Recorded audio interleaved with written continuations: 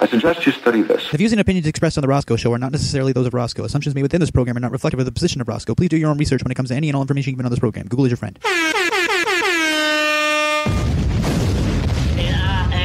Godless engineer, a conscious pioneer, a logic general, a reason brigadier. More bullshit from the pulpit. Meet me in the comment section and you get schooled, bitch. The Godless Engineer.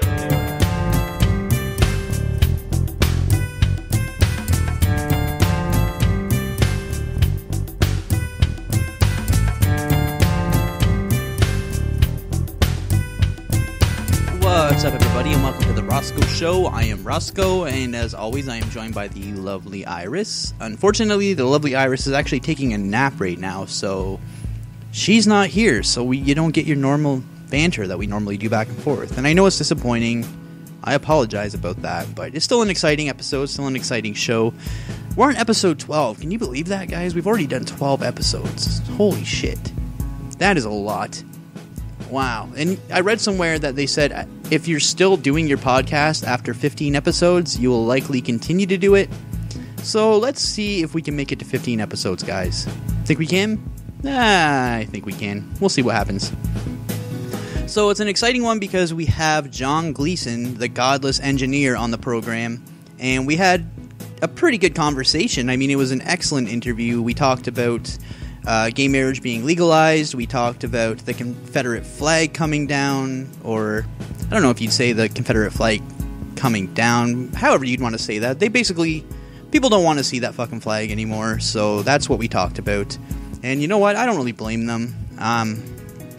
It's kind of a symbol of slavery. That's all that I really know it as. I'm a Canadian, so I don't really care all that much, but yeah, I look at it as like a symbol of slavery, and I don't think it should be flown on any government properties or anything like that. That's just my opinion. But you know what? In the States, they can pretty much do what they want. They're all Americans. Whatever. Also, something I want to bring up is that there's been a tiny, tiny little feud between Pastor Jay and John Gleason, which is kind of interesting because I use both of their segments on my show now. I've always used Pastor Jay. John Gleason just kind of started last week or 2 weeks ago, whatever that is. And, yeah, so you're going to be seeing little pieces of that here and there throughout the episode. Yeah, it's, like I say in the interview, I don't really like controversy on the Rosco Show, but I guess we got it this week, so I apologize about that. What are you going to do? So anyways, guys, let's get into some Rosco's Bible reading right here on the Rosco Show. Check it out. The 3 men in the form of God left, and Abraham walked with them. The first man said to the others, "Should I continue to hide what I'm going to do from Abraham? He and his descendants will surely become very powerful, and everyone on earth will be blessed through him. He will direct his children and his children's children to follow the path of God by doing what is right and just." The second man said, "The rumors of Sodom and Gomorrah are that they are evil and their sins are great. I will go and see if these rumors are true." The men began walking towards Sodom, but Abraham stood in their path. "Will you kill the righteous alongside the wicked?" asked Abraham. "What if there are 50 righteous people in the city? Would you spare it for the sake of 50 righteous people? How dare you do such a thing, to punish the righteous and the wicked when they should not be treated the same? How dare you?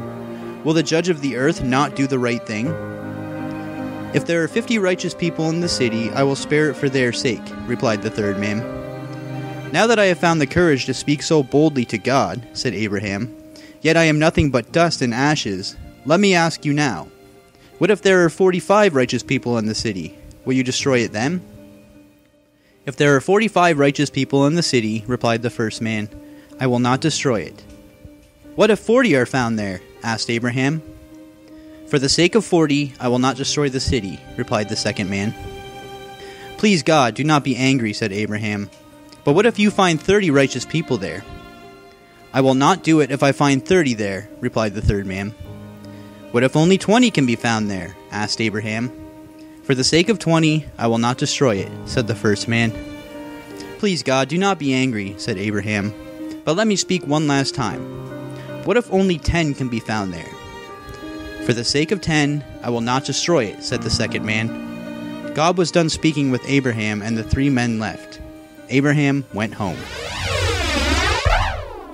I'm Rachel Nannon Brown, and you're listening to The Rosco Show.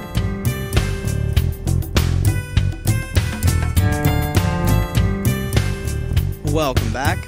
So if you listen to that Bible reading, and if you listen to the episode last week, you'll see that I mentioned that these three men, Abraham knew that they were God somehow. First of all, they're men. Second of all, there's three of them. So if there was any indication that these three men were God, they didn't reveal what that indication was in the Bible. Abraham just kind of knew that it was God. I wish I had that power. I wish I could just be like sitting uptown on a park bench and somebody walks by and it's like, holy shit, that's God. Wow. Not that that would ever happen. But anyway, so he kind of like bargains with them. He says if there's 50 men, 45 men, 40 men, 30 men, 20 men, 10 men. Clearly there was not 10 righteous men in the city because God still destroyed it. There was only one righteous man in the city, and that was Lot. Now, how righteous was Lot really? If you continue to listen to this episode, you'll hear the next Bible reading, and so spoiler alert, God does end up destroying Sodom and Gomorrah. So, he must have really wanted to destroy the cities, because rather than just not destroying them because there was a righteous man there, he sent some angels to get that man out of the city. Now, how righteous was Lot really?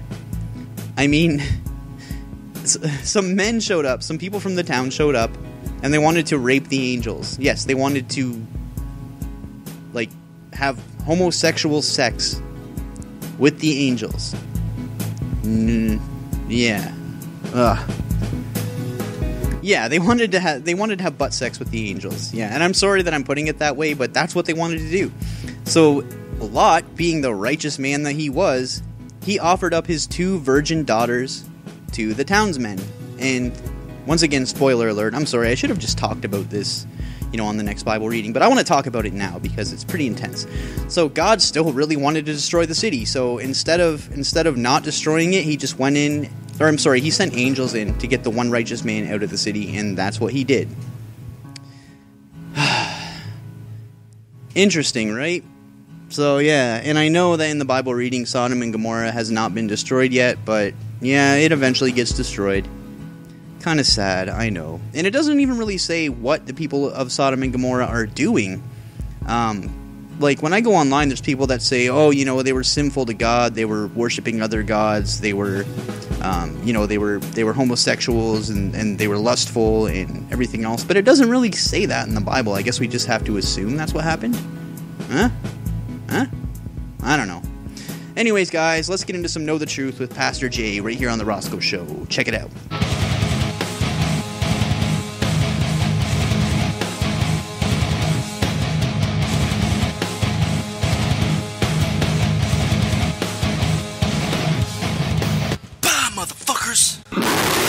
What's up, fucking creationists, science deniers? This is your brother Tesla from the cult of scientism.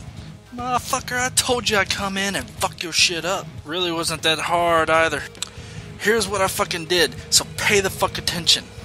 I appealed to the Atheist Supreme High Court, and His Excellency Hawking actually let me use the transporter that we keep stored in the back. This motherfucker took me right to Pastor Jay's trailer. Yes, I said trailer. Your motherfucking preacher lives in a goddamn trailer. All trailer trash and shit. Now, here's how I got into this cunt-stained system. Now, from my high-rise hotel room that my atheist per diem and discount gets me, I sent multiple social engineering emails to this motherfucker. None of them worked. 16-year-old cheerleader? Nope. 21-year-old stripper? Nah. 32-year-old married man that's secretly homosexual? Not even close. You know what finally fucking worked? A 14-year-old hairless Filipino boy willing to do anything to get into his goddamn congregation. In the email that I sent him, I had a link to what looked like a Facebook profile, but haha, fucking joke's on you, you dumb motherfucker. It wasn't. It actually hacked your shit. It installed a backdoor program that allows me to control all your business. And then from there, I was able to simply just guess his goddamn password. But I have to admit, I did have to try a whole bunch of fucking password. Like, I love Jesus. Didn't work. I am God. Considering how he talks, I figured that might work. God is awesome! Not even a little bit. But then, I remembered this clip from his response to me. There was a low period in my life where I had to visit some truck stops to earn some extra cash. And I don't touch kids, because kids aren't allowed in my church. In fact, children aren't even allowed within 50 feet of my establishment. So, what I tried was... I sucked Jesus' dick for money. Fucking worked. Oddly enough, though, his YouTube password was Filipino boys are my poison. You need help, bro. Seriously. No wonder kids aren't allowed near you at all. I mean, not only do you have the pastor thing going for you that should immediately keep all kids away, but Filipino boys are your poison? Holy shit, who are you, Ted Haggard? Back to business, though. I'm here to convert all of you creationist motherfuckers into logical thinking scientists. Science! Prepare to have your faith fucked in the ass. All hail Darwin, and praise Tesla. Go out, buy a fucking crowbar, cause you're gonna need it when you science. I'm gonna make you convert to scientism, or else. Bye, motherfuckers!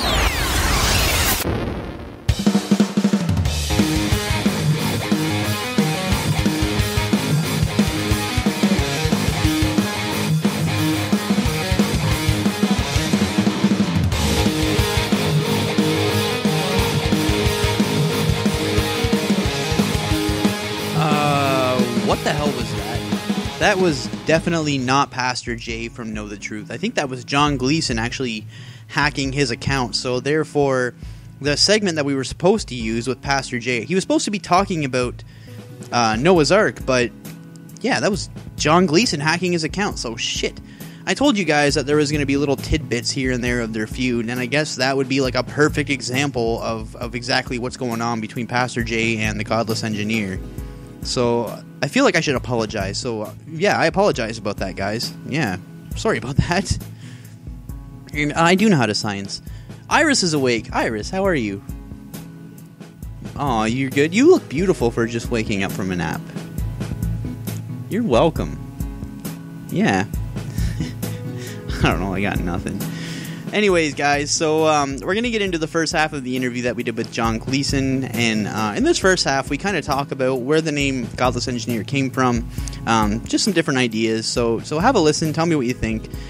Hit me up, www.theroscoshow.com, fill out the contact information. It says, do you want to be a guest? But even if you have an opinion, or if there's just anything that you want to tell me, hit up the website, fill out the contact information, fill out the form, and we'll see where we can go from there. We have some new commercials, guys. So if you guys are sick of hearing the same old commercials, well, we have some new ones. We actually have permission to use the commercials from Atheist Audiobooks. So that's what you're going to be hearing right now. So stick around. After the commercial break, we'll be getting into the first half of the interview that we did with John Gleason, the Godless Engineer. Peep.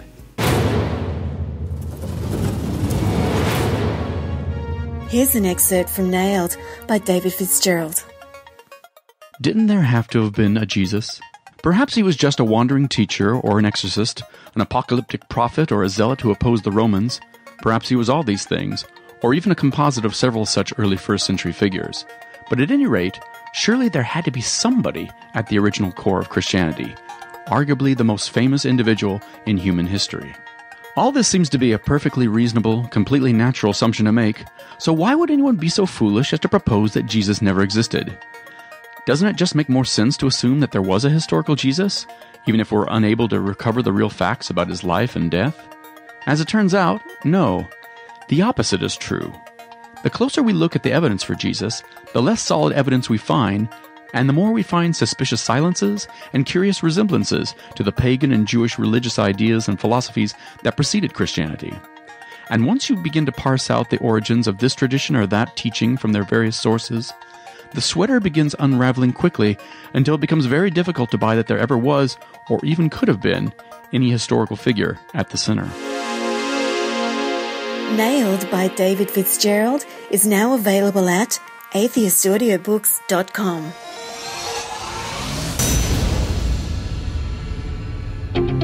Do you keep your doubts about religion to yourself? Do you have questions about God that you never ask? We have a better way. American Atheist offers a diverse community for people exploring reality religion-free. American Atheists is leading the charge for equality and the separation of religion and government. Join the most vibrant atheist community in the country. Your voice matters because equality matters.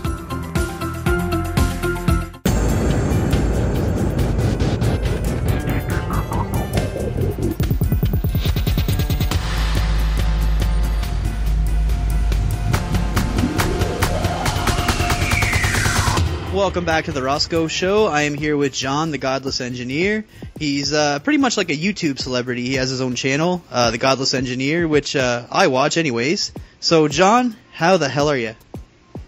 Oh, I'm doing pretty good, and I don't know. I think I'm more popular on Facebook than I am on YouTube. I've only got about 4,000 subscribers on YouTube, whereas on Facebook I've got about 77,000 likes. Holy. And that must have been your son? Yeah, that's my son.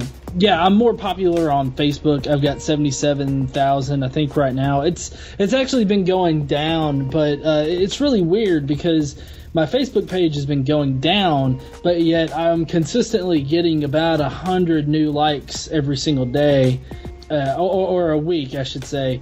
It usually stays right there at about 100 new likes this week on the page. So I think that there's been some turnover in the user base because of Facebook really cracking down on accounts that aren't exactly representative of real people, I guess. And so I think that with, generally in the atheist community on Facebook, a lot of people have these fake accounts or alternate accounts that they subscribe to their atheist content that they like to. And then, Facebook's really been cracking down on these alternate accounts, making sure that, people only have one account per person so that they can really represent their numbers accurately whenever they boast about it.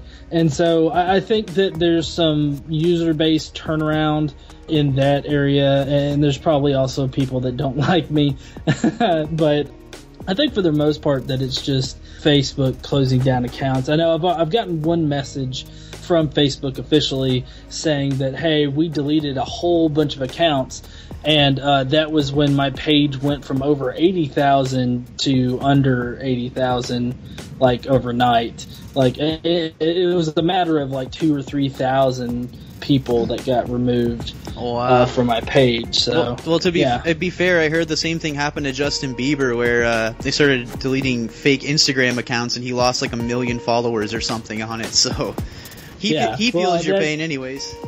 Yeah, well, if only they could remove the fake accounts from Joshua Feuerstein's profile. I think that might be better use of time, but Right. Well, to be honest with you, man, I literally just liked your Facebook page. I was more like just looking at your YouTube channel before, and actually when I was looking for segments to do, first of all, I just want to thank you for allowing me to put your segments on my show. That was actually a huge honor for me. I was pretty stoked about it. Just that, to me, that you're not a nobody, if you know what I mean. I'm at least familiar with your work, so thank you for that. Oh, no, yeah. I love that people are appreciating my work. It's especially nice to hear, when because I do get a number of comments on my channel that are pretty negative. I think, sometimes they're like, you shouldn't call yourself an atheist kind of deal. And then, and that's not even, I'm not even talking about Christian idiots. I mean, it's like, these are other atheists. They're like, you're being stupid kind of deal. And so it's nice to hear that what I do, the content that I put out is being appreciated. The name, the Godless Engineer, where did that come from? Was that just something that you came up with, or is it based on the fact that a lot of engineers are creationists? Well, no, I did just kind of come up with it, but interesting story behind it. I've got a bachelor's degree in computer engineering and a master's degree in software engineering. So I was really looking for an outlet for my changing worldview. And I was on Facebook. I was espousing this new worldview that I had, and it was making a lot of family members mad. I was getting dropped left and right by family members, and I just now recently found out that some family members dropped me off of their Facebook, and I didn't even know. due to my changing worldview. But, you know, when I confronted a couple of them about it, you know, I was like, well, maybe I should make a page and I'll just put my views there, because I really wanted to, you know, I felt like I had a lot to say and I had some good things to say, and I really wanted to join in on the community. And so my wife, she actually started a page first called Atheist Mom. And, you know, she was putting out stuff and whatnot. And, you know, I was like, oh, cool, maybe I should make a page. And, you know, but I didn't want, like, I thought that. But I didn't want to be like, oh, I'm just copying her. But then, you know, it got more and more. I was like, maybe I should just make a page or something. And so that's what I did. I made a page, and I started primarily just using the page as a profile because I didn't have any atheist friends at the time. So I would pretty much log into Facebook, switch my profile to the Godless Engineer page, basically, and I would go around and I would comment on other pages, and eventually over time I just, you know, got a whole bunch of friends.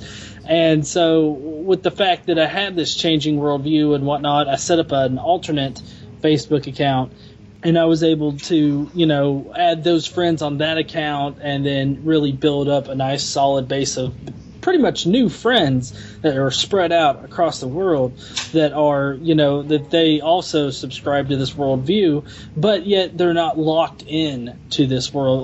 Like, we differ on things a lot. So, I mean, there's still good conversation that goes on.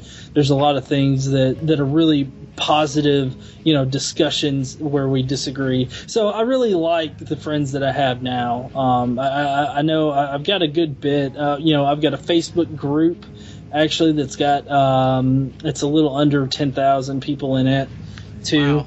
And yeah, so yeah, and I came up with Godless Engineer. I totally got off track from what I was talking about. You know, how I came up with Godless Engineer was I was just sitting at work one day, and, you know, I was taking a break from writing some code, and, you know, I was just thinking, well, what if I made a page, what would I name it? And this was just after my birthday, a little while. And, you know, I was like, well, you know, I started looking up names and whatnot, and I was like, I don't want to go with atheist, because it seems like everybody goes with, you know, atheist something, like, you know, the atheist whatever, insert, you know, adjective here. Or noun. So I was like, well, okay, I'm an engineer. That's really important to me. I really like doing that. And so I was like, oh, okay, well, Godless Engineer. And so I was like, I'm godless, so engineer, and they just kind of seem to go together. And, you know, I had this really unique idea of, on the page, I would never have a profile picture or a little icon, a page icon, that was not a QR code. And so I've had several different QR codes, you know, in the past few years. At first I started out with really basic black and white ones, and then I tried to get a little artistic with it, and I started embedding images into them. So that made the QR codes not work, but they were like more artsy, I guess. But then, you know, I found some more online tools that I could use, and I was able to style them up a little bit more, but still have them work. And so I started doing that. Wow, so you legitimately are a Godless Engineer, so that's where that name came from then. Oh, yeah, definitely. Yeah, like I said, I graduated in 2012, I think. Hold on, let me check my ring. 2012. I graduated with my master's in software engineering. So that's I've been out of school for the past it's been over 3 years now, because I graduated in May 2012. So I've been out of school for 3 years. You know, I guess without having school to occupy my time, I was really needing something to occupy my time. And, you know, Facebook and atheist activism really kind of gave me that outlet and gave me something outside of work to really work towards.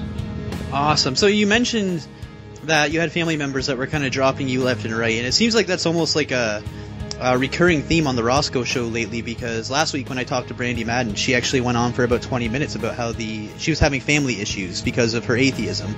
So was that tough for you, or was it something that you were able to easily get through, or how was that for you?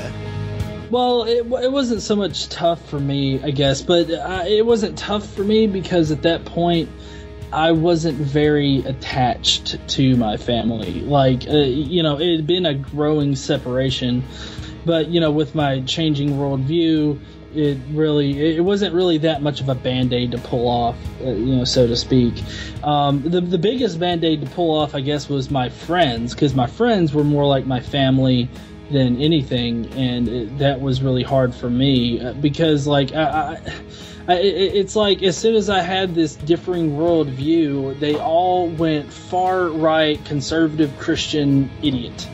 It's really amazing how that works, because there's been a recent study to come out that says that religious people even thinking about atheism makes them contemplate death, and so I'm kind of wondering if maybe it's kind of like a gut reaction for them to go extreme faith with it in the face of death, because you see that whenever they experience the loss of a loved one, they get really in tune with their faith and they really try to rededicate themselves. At least that's been my experience. Not me personally, but I've seen other people act that way. But yeah, my friends, I had them since high school. I had a really close and tight group.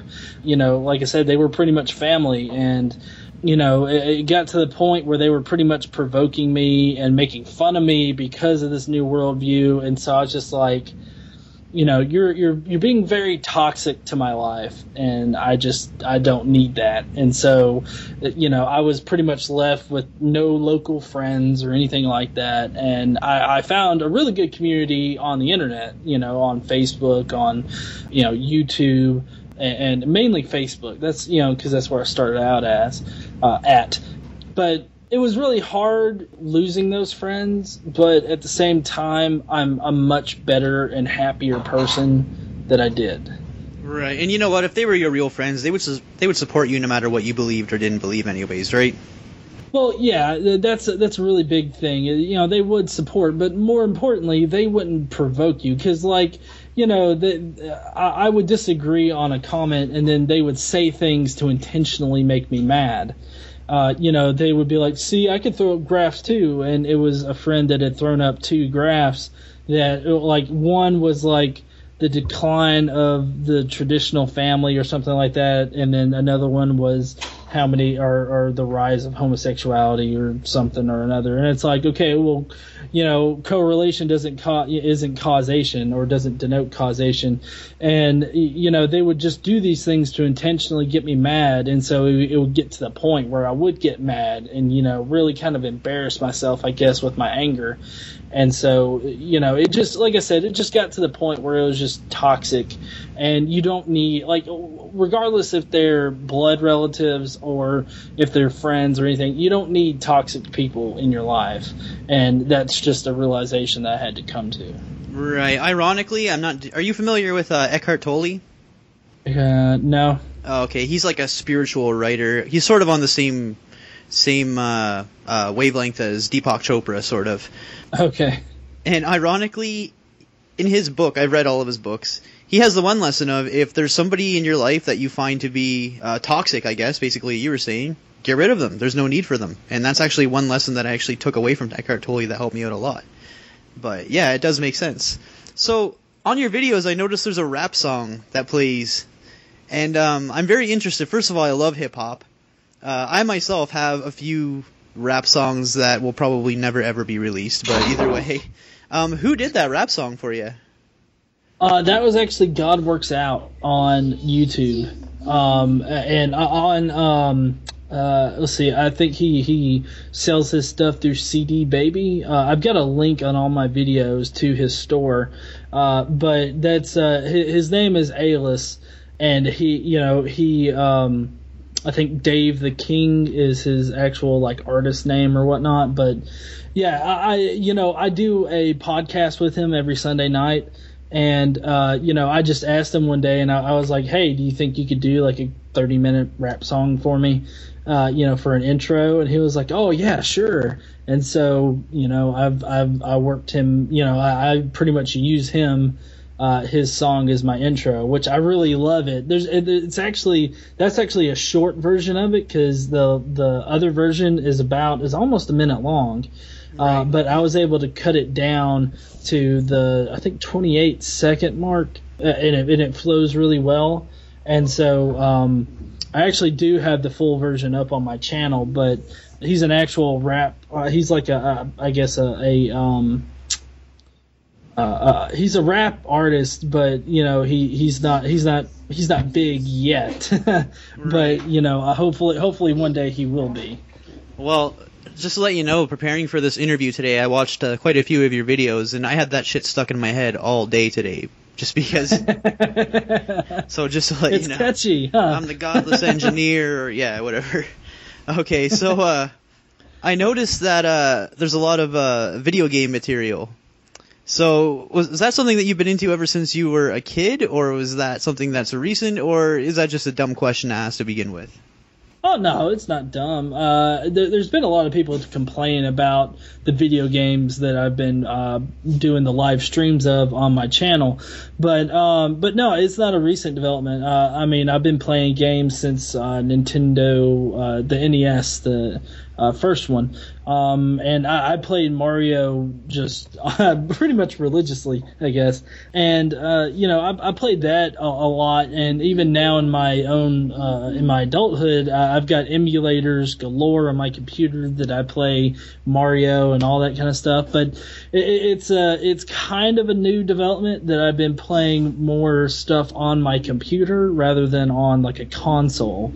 I've been pretty much up to date on consoles ever since Xbox. And so I got the first Xbox, and I played that one a lot. And then I got a 360, and then I got Xbox One. And so, I've been playing games for a while, and I wouldn't consider myself like a hardcore gamer or anything like that. But I do play a lot of video games. I really wanted to do a couple things with with the games. I wanted to be able to play the games a lot more often, but I also wanted to generate content for my channel. And so I was just like, well, why don't I just stream them to my channel, and that'll generate content for the channel, that'll keep my channel relevant in the YouTube system, and then I can also hang out with my subscribers, I can talk to them, and and then they can watch me play through these games that I love. There's one game that I'm playing right now, which is Skyrim, that I haven't actually played before, so those I don't really converse too much on, but that was a requested game from a friend of mine, and so I play that one. But the others I've played before, and so what I can do is I can pretty much just play, and then and out of my peripheral I can play the game, but then I can look at the chat. Unless it's like a really intense moment where I'm having to do a lot on the screen, I can look at the chat and I can look at questions. I can answer people. I can talk with them. I can really get a lot. I can get really personal with the subscribers on my channel, and that's really what the game streams are about: is connecting with my subscriber base, talking with them, and I've made a lot of really good friendships with the people on my channel. I've got one guy, Hector. He's a really awesome guy. He lives in South Carolina. He collects guns. He collects them from like a collector's standpoint, so he values their artistic stuff. He fires them as well, but it's more of a hobby rather than, hey, I'm getting these guns for protection kind of deal, And then, there's another guy, Main Gun. He lives out in, I want to say Oklahoma, and, he's pretty awesome. He sent me a picture of himself the other day, and he kind of looks like a cowboy. I really like conversing with him. He's a really great guy. There's another, Ultra 80s. He's usually on there when I stream. So I'm really getting to know a lot of different people in the community. Like for instance, with Hector, he wasn't really an atheist when he first started watching my stuff, but he's recently said that he's kind of been rethinking his whole worldview. He kind of flipped to atheism, and he cited me as one of the people that really helped him come to that conclusion. And so I was like, well, that's awesome. And I'm glad that So that makes you feel pretty good then when something like that happens? Oh yeah, definitely. I love that's why I have the game streams. That's why I do the channel. That's why I do everything, is to help people as much as I can. I like with my Facebook group. I have admins that mainly run the group, and I have to say I don't really manage that group almost at all. They do a lot of it, but it's still me that's ultimately responsible for the group. And so, I try to make sure everything's running smoothly. But, that group is there. That group and all the subgroups that are attached to it are there to help people. That's our main goal. And I try to keep everybody focused on that. Interesting. So you said that you have other people sort of helping out or running your group for you, even though you kind of have the main control. Have you ever had anybody post anything or say anything that you might have disagreed with and that you wanted taken down? Well, in the group, there's always going to be something that I disagree with. Right. Oh, you know what? I'm sorry. I think I confused that with your page, actually. Never mind. You run the page yourself, though, right? Well, yeah, I do run the page myself, but I do have other admins that are on the page. There has been 1 or 2 times where somebody has posted something that I haven't agreed with, and that's really gone over quite smooth whenever it's come up. I know there was one time around Veterans Day when somebody posted something that was really derogatory towards veterans, and I didn't feel like at any point else during the year I would have been fine with it, but at that point I was like, we don't really need to drum up that kind of thing on this day. And so, I try not to stifle my content creators on the page, really at all. But there are certain circumstances which I will take that executive power, I guess, and really remove something. But like I said, I'm a guy that's for free speech. And so I try to really keep that in mind, and I try to let people speak their mind. And I generally defend my content creators whenever, even if I disagree with their tactic or their approach on something, I'll be like, well, that's how he feels, and that's he's a representative of that portion of the atheist community. Because I have one admin, Tim, that has drummed up some controversy on the page in the past with his tactic when dealing with religious fundamentalists. I've defended him because that's how he feels, and I'm not going to sit there and tell him don't post that. Well, like I said, there's very few times, very limited criteria that I'll use that executive power to remove something, but it has happened in the past. Right. See, I think that's the difference between you and me is, for example, I know your show, or not your show, I guess, but your channel and your page and everything is named after something that you wanted to go for, which was the Godless Engineer. And then you allow other people to admin the group, because you're not always around, you're working and stuff. That's my issue is that, my show is called the Rosco Show. I have to have 100% control of everything that's happening. That's why you'll never hear a co-host on my show or anything like that. I don't know why, but if I do have a problem, I know what you're saying. It's free speech, and they're allowed to say it if they want. But when it's a representation of me and it's not something that I agree with, then I think that's where we differ. But yeah, still, more power to you, man. I totally get what you're saying, and I totally understand that. Well, you see, that's when the page was just me and it was only me, I very much had that opinion. But then that's when I changed it from a personal blog to more of a community type page, and I allowed other people on the page. That's when, while it is a representative of me, I guess I feel that those that I pick to help me generate content, I've picked those people for a reason, and so I want to give them an outlet. So, it is a difference in opinion, but I guess I felt like you did at one point in time, but then I guess I changed my approach to the page because it wasn't about me anymore. I felt like I wanted it to be about a larger group of people, and I think that it's totally fine, cool, and awesome that you want to keep total control over your stuff because you should, like you said, it's called the Rosco Show. Right? Yeah, I wouldn't have it any other way. Okay. So you've interviewed some pretty influential people on your channel that I've seen anyways. You have interviewed Aaron Ra, correct? Yes. Okay, so yeah, Aaron Ra, Matt Dillahunty, these people are the, I think to me anyways, they're some of the most influential people in the atheist movement. So as a podcaster, I want to know your secret. How do you get these people on the show? How do you approach them? I pretty much just asked them. Really? That easy? Well, yeah, I mean, like, with Matt Dillahunty, I mean, I had talked to him once or twice before, but nothing significant. But, you know, I just pretty much just asked him, I was like, hey, I've got this YouTube channel and I would love to interview you.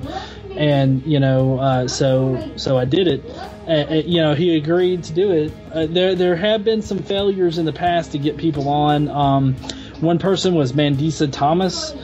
She was a little hard to book, and I think she got fed up with trying to work a time out with me. But I was trying to be as open as I could about the time, and she wanted like a firm this date. And I was just like, well, I don't know what your schedule is. And so that kind of taught me to be a little bit firmer about, you know, specifying when to do these things and whatnot. And then, you know, with Aaron Raw, I knew Aaron through a few people, and so we had actually conversed before. And you know, we're not tight or anything, but you know, we're friends. With some other people, you know, I pretty much just got their emails and I emailed them, and I kept on it. Like, I know Mr. Deity. I don't know if you've seen him on YouTube. I'm familiar with him. Yep. Yeah, I've got an email out to him to work around a time to actually interview him, and so he's going to be coming up on the channel. And then I have a lot in my interviews folder actually that I'm going to need to put up, so that's going to be in the coming weeks. But yeah, I pretty much just asked him to do it. Interesting. Do you ever have anybody like for example, on my 5th episode, I interviewed Sin from the band Zug Island. First of all, I had to call his manager like 6 different times to work out a time, because every time we would schedule a time, he was supposed to call me because they didn't want to give his phone number out, which was fine. And then after like 6 times of calling her, now he wants a list of the questions that you're going to ask. So then I had to think up questions because, like I said, I don't really plan ahead. Like, I write down a couple things I want to ask, but... You know, so has there ever been anything like that where somebody seems like they're so high class? Or is it basically just, sure, I'll come on? So far, I guess the only person that has really acted that way about it has been Richard Carrier. I haven't gotten him on yet, but he hasn't acted that way exactly. It's more or less like, hey, I'm really busy, so you need, you know, let's plan this a few months out.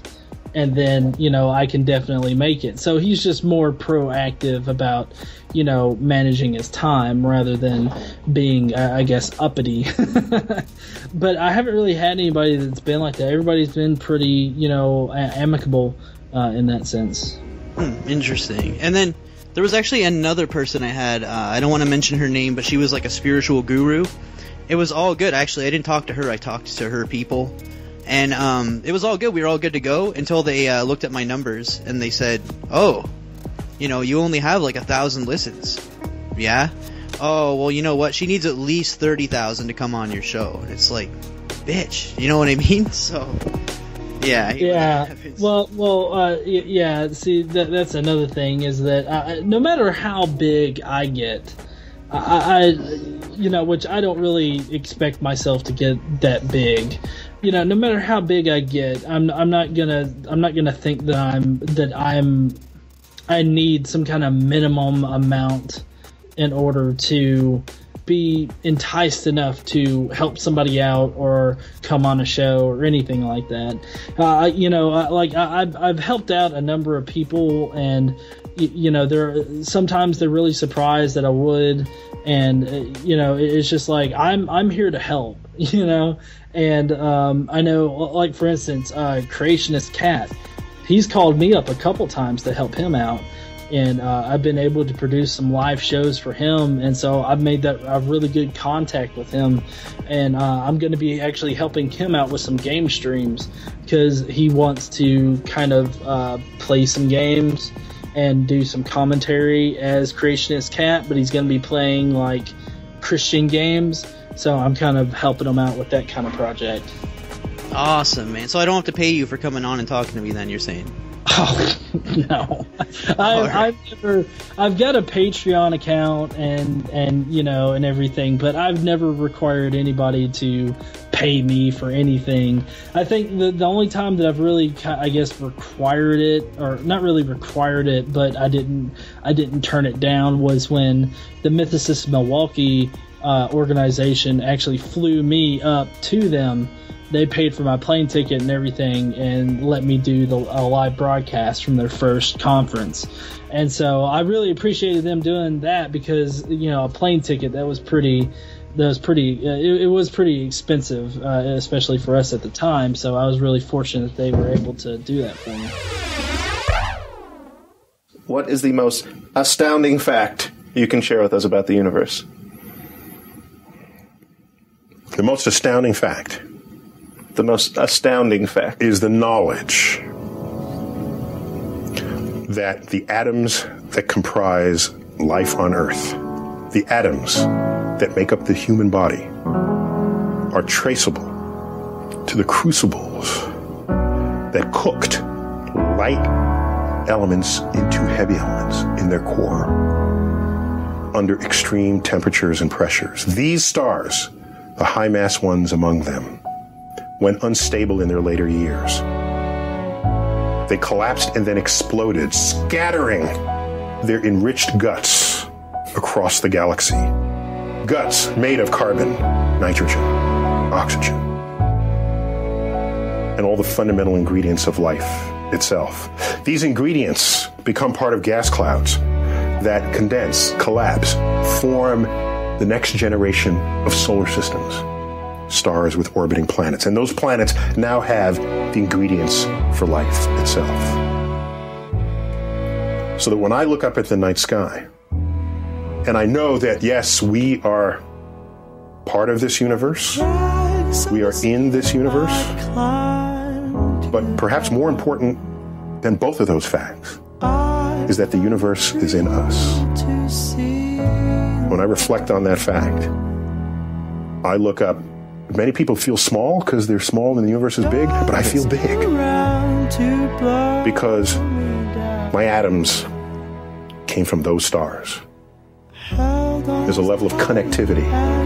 That's really what you want in life. You want to feel connected. You want to feel relevant. You want to feel like you're a participant in the goings-on of activities and events around you. That's precisely what we are, just by being alive.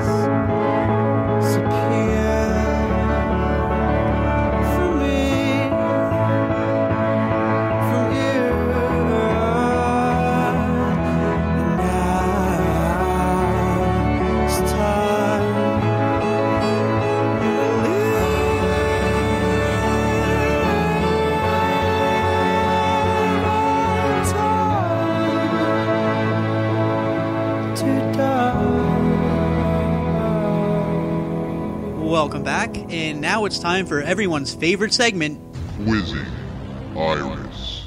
Quizzing Iris. So, Iris, are you ready for this? Yep. Okay, this week's quiz is... It's a U.S. religious knowledge quiz. So it's not like last week's where we just kind of sent a whole bunch of bad shit that was in the Bible. This one's actually kind of have to use your brain for it. So are you sure you're ready for this? Yep. Okay. So how much do you know about religion, and how do you compare with the average American? Well, you're not even American, are you? You're Canadian, so yeah, it doesn't matter. Same difference. All right, ready. Begin quiz. Question number 1. Which Bible figure is closely associated with leading the Exodus from Egypt? Is it Job, Elijah, Moses, or Abraham? Moses? Moses, okay. Question 2. What was Mother Teresa's religion? Catholic, Jewish, Buddhist, Mormon, or Hindu? Mormon? Mormon? Okay. Question number 3. Which of the following is not one of the 10 commandments? Do not commit adultery. Do unto others as you would have them do unto you. Do not steal.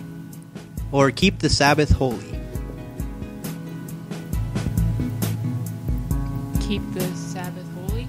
Keep the Sabbath holy, okay. That would make sense, wouldn't it? Question 4. When does the Jewish Sabbath begin? On Friday, Saturday, or Sunday? Sunday. Sunday, okay. Question 5. Is Ramadan a Hindu festival of lights, a Jewish day of atonement, or the Islamic holy month? The Islamic holy month. Islamic holy month, okay. I know we're only on question 6, but you're doing terrible so far, Ira. I know. Okay, question number 6. Which of the following best describes the Catholic teaching about the bread and wine used for communion? The bread and wine actually become the body and blood of Jesus Christ? Or the bread and wine are symbols of the body and blood of Jesus Christ? So does it actually become his flesh and blood, or is it just a symbol of his flesh and blood? They're actually? It actually does? Oh, that's sick. You're sick. I don't know. Question 7. In which religion are Vishnu and Shiva central figures?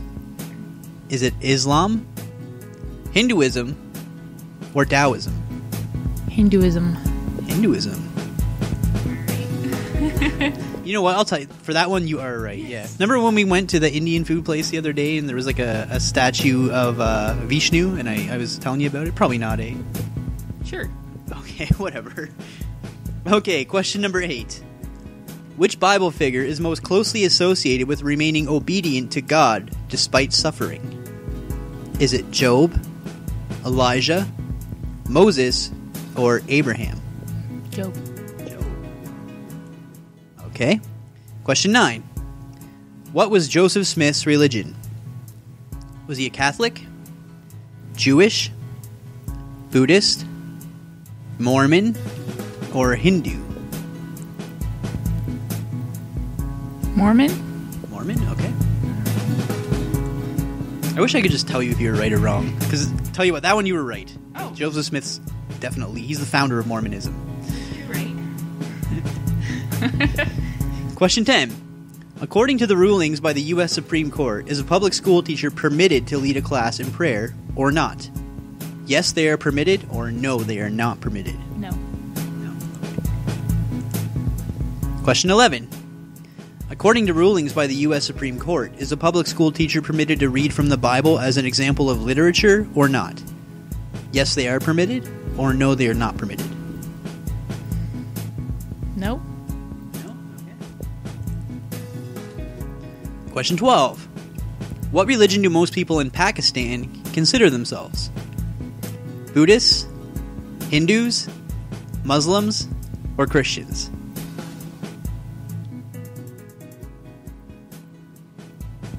Muslim? Muslim? I'll tell you if you're right or not. Yes, I think you are right about that one. See what I did there? I said Allah. Like, never mind. It's retarded. Question 13.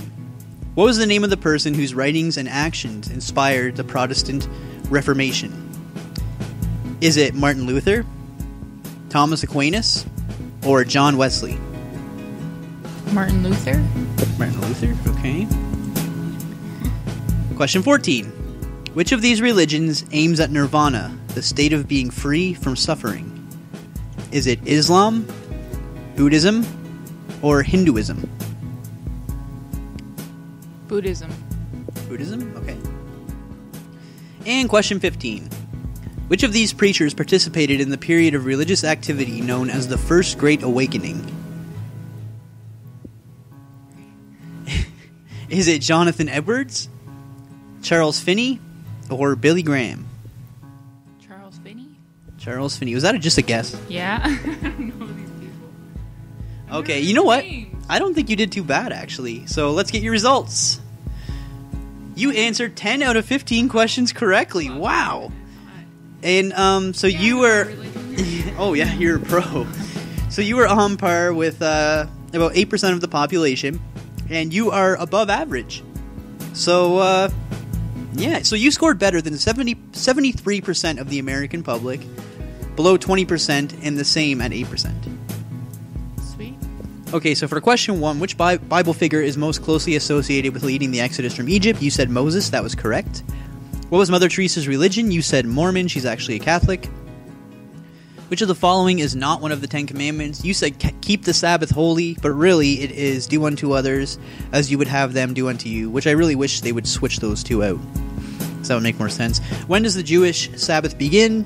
You said Sunday. It actually starts Friday night, I believe. Is Ramadan? You said the Islamic holy month, and you were correct. Which of the following best describes the Catholic teaching about bread and wine used for communion? You said it literally becomes the flesh and blood of Christ. You were correct. And which religion are Vishnu and Shiva central figures? We already knew you were correct.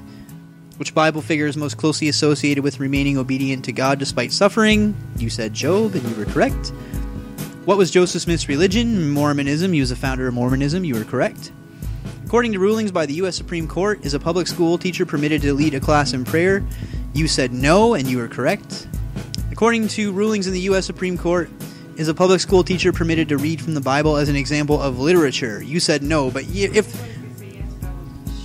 they're using it as literature, then they're allowed, because technically, yeah, okay. What religion do most people in Pakistan consider themselves? You said Muslim. You were correct. What was the name of the person whose writings and actions inspired the Protestant Reformation? You said Martin Luther. You were correct. Which of these religions aims at nirvana? You said Buddhism. You were correct. And which of these preachers participated in the period of religious activity known as the First Great Awakening? You said Charles Finney. And it was Jonathan Edward. So you were incorrect. But you still did really, really damn good. Hells yeah. Good quiz, Iris. Good quiz. Wow, I'm actually kind of proud of you. Oh, any final words? Nope. Alright, guys. So, Iris is definitely a professional religionist person. Yeah. Alright, guys, let's get into the second Roscoe's Bible reading right here on the Rosco Show. Check it out. In the evening, Lot was sitting in the gateway of Sodom when 2 angels arrived. Lot said to them, "Please come into my house and wash your feet. Spend the night, and you may leave early in the morning." "No," answered the angels.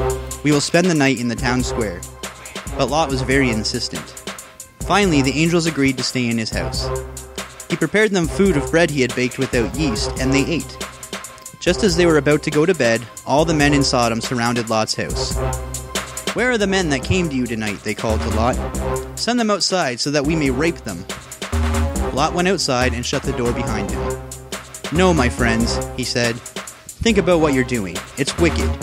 Here, I have 2 virgin daughters. You may take them and do what you want with them, but please leave these 2 men alone. They are under my protection while they are in my house." "Get out of our way," the townspeople replied. They looked at Lot. "This man came here as an alien," they said to each other, "and now we are going to let him judge us? We will treat him worse than them." The people moved forward, ready to break down the door. The 2 men inside reached out and pulled Lot back into the house, closing the door behind them. They then struck the men outside the house with blindness. The angel said to Lot, "If there is anyone in the city you care for, get them out as soon as you can. The sins of this city are too great, and God has sent us here to destroy it." Lot went to his son-in-law. He said, "Hurry, leave the city. God is going to destroy it." But Lot's son-in-law thought he was joking. Dawn came, and the angels urged Lot to leave quickly. They said to him, "Hurry, take your wife and daughters and leave this place. We are going to destroy it." Lot hesitated, so the angels grabbed him and his family by the hands and led them out of the city. As soon as they were far enough away, one of the angels said, "Run for your lives. Don't look back and don't stop moving. Flee to the mountains." "Please, no," said Lot. "I am very grateful that you saved our lives, but I cannot flee to the mountains. This disaster will overtake me and I will die. Look, there is a small town nearby. Let me flee to it instead." "Very well," said the angels. "You may flee to the small town of Zor, but move quickly, because I can't do anything until you get there." The The sun was high in the sky by the time Lot and his family reached Zoar. God had burning sulfur rain down from the heavens upon Sodom and Gomorrah. He destroyed everything in the cities, including all the vegetation, livestock, and people. Lot's wife looked back to see the chaos, and she was turned into a pillar of salt. The next morning, Abraham awoke to return to the place he had spoken with God in the form of 3 men. He looked upon Sodom and Gomorrah and saw dense smoke rising from the land. God sent the angels to save Lot because he remembered Abraham.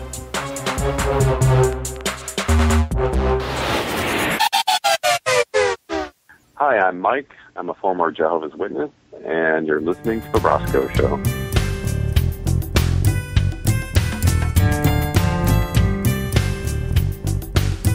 Welcome back.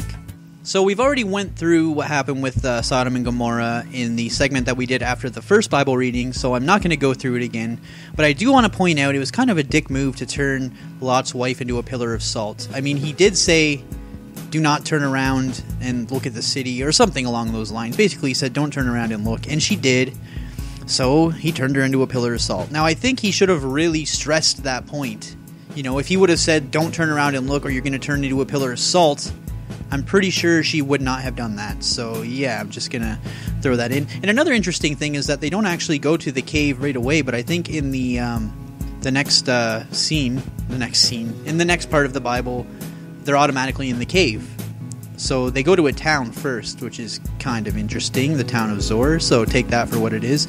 Alright guys, so we're going to get into the top 10 celebrities that you did not know were atheists. This is going to be pretty interesting. Are you ready for this, Iris? And you might be learning something here too. Number 1, Angelina Jolie. And actually I knew that she was an atheist. But yeah, Angelina Jolie, Tomb Raider herself. Or Laura Croft, Tomb Raider. Whatever. Number 2, Annie DeFranco. And for people wondering who the hell is Annie DeFranco, she's a Grammy award-winning singer and songwriter. So, there you go. And here's a quote from her. I'm an atheist. How unfortunate it is to assign responsibility to the higher up for justice among people. Interesting. Number 3, Jodie Foster.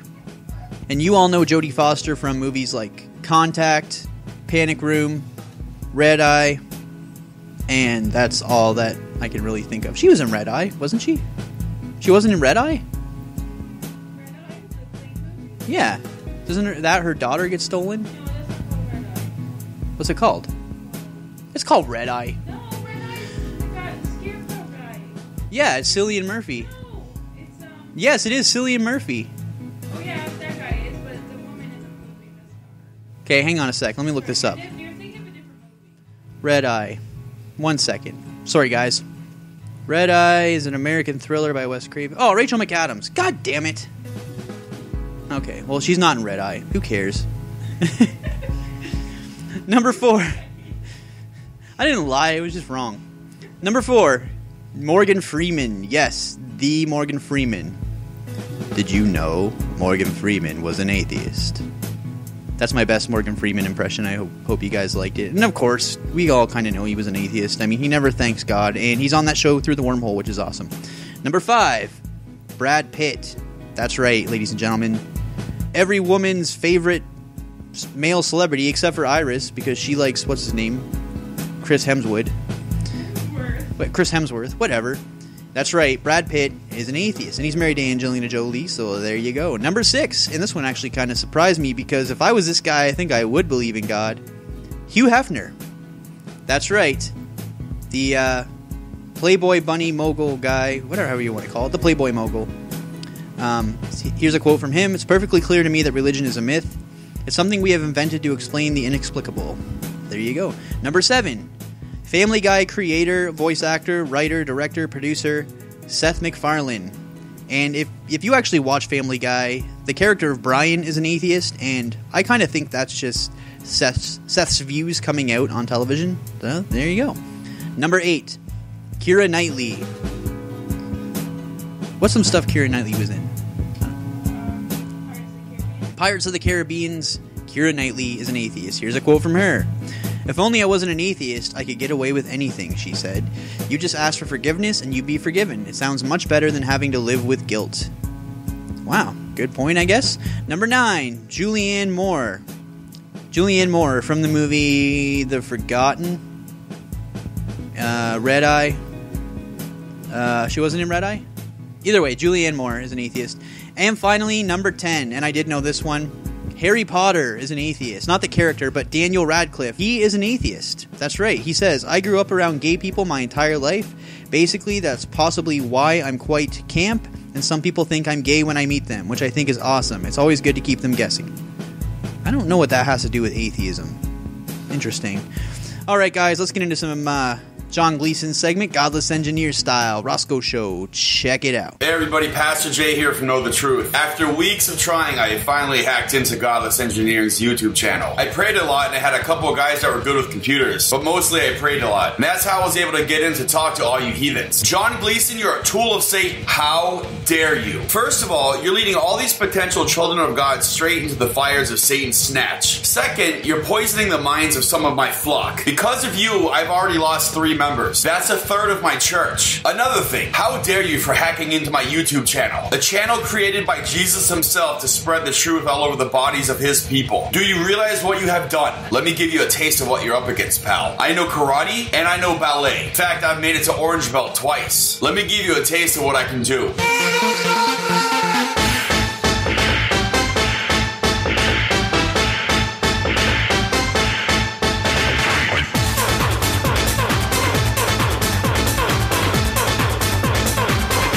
Let me go back just a bit. I would think very hard about laughing at my career in ballet. You know who else did ballet? Jean-Claude Van Damme. That ninja could kick a watermelon off a pole that was 9 feet high. I'm better at punching poles myself, as I've spent most of my life perfecting my technique, but that's irrelevant. The point is, if you're not careful, I will punch your pole from here to Timbuktu. You'll be crying out the name of the Lord then. That doesn't terrify you? Then pay heed to this. Not only do I wear the armor of Christ, I also have Jesus himself backing me up. Why does that matter? The dude murdered a fig tree. Has anybody else in the history of ever murdered a fig tree? Nope. Okay, now that I'm calm, let me tell you how things are gonna go. I'm gonna keep the video that you posted on my channel as evidence for when you stand trial before the Lord. And I'm also gonna change my password so this will never ever happen again. As long as you don't hack into my channel, I won't hack into your channel and preach to you heathens. In regards to you and your sheep on Godless Engineering, most of whom are Illuminati, may God have mercy on your dark souls. Dr. Craig, one of the written questions says, and I think it is consistent with the question from the audience, you have written that life without God is absurd, but I know unbelievers who are living fulfilling moral lives. In what way is their life absurd? Okay, let me respond to that and to the question here that was asked. I would say that the purpose of life for which God has created us is not to serve God. Remember, Jesus said, I have not called you servants, I have called you friends. And I think the Westminster Confession gets it right when it says the purpose of human existence is to glorify God and enjoy Him forever. God is the fulfillment of human existence. It is in fellowship eternally with God, the source of infinite goodness and love, that the true fulfillment of human existence and freedom is to be found. Now, when I say that apart from theism, life is meaningless, I mean objectively meaningless. This is the same distinction that we're talking about with regard to moral values.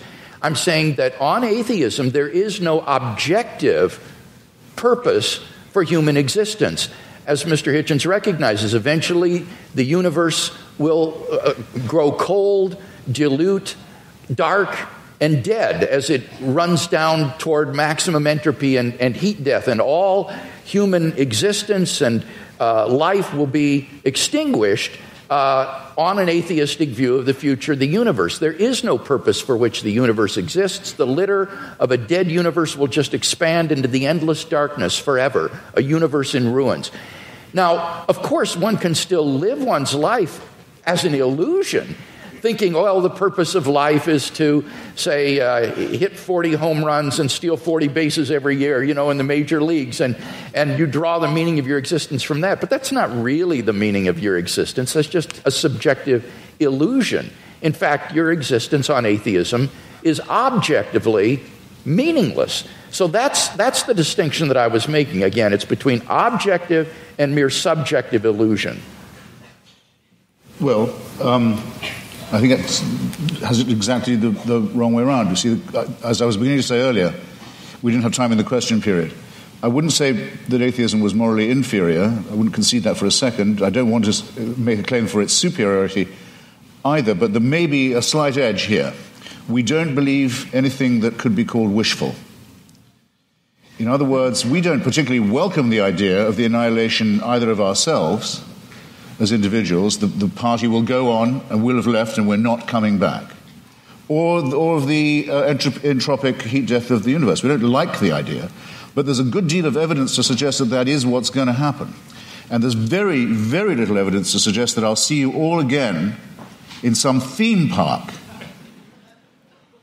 One nice and one nasty experience. There's absolutely no evidence for that at all. So I'm willing to accept, on the evidence, conclusions that may be unwelcome to me. I'm sorry if I sound as if I'm spelling that out, but I will. Now, you want to know what makes my life meaningful? Generally speaking, it's been struggling myself to be free, and if I can say it without immodesty, Mr. Hewitt kindly said it for me, too flatteringly beforehand, but trying to help others to be free too.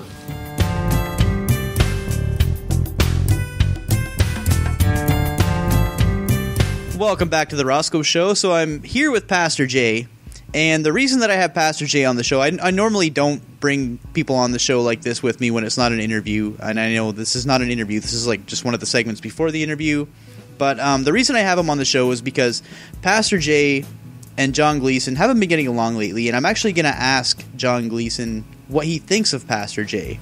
So how's it going, Pastor Jay?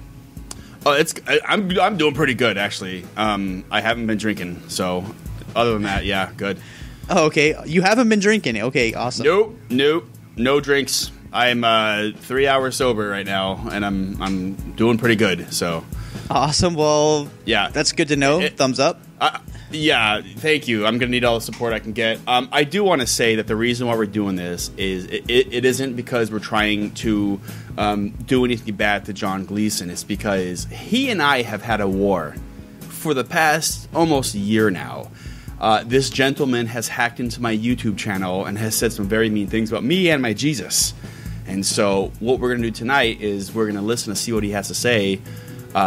He's going to think that I'm not listening, but I just want to see if he's going to say nice things about me.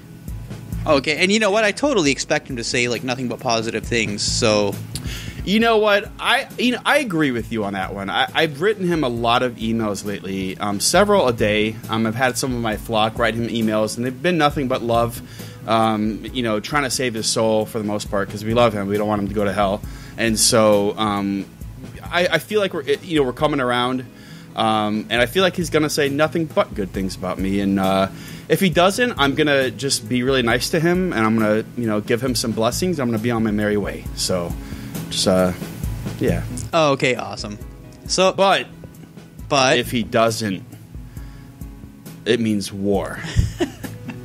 Okay, awesome. That's good to know, man. Honestly, it's the Rosco Show. I really don't like controversy, but if controversy happens...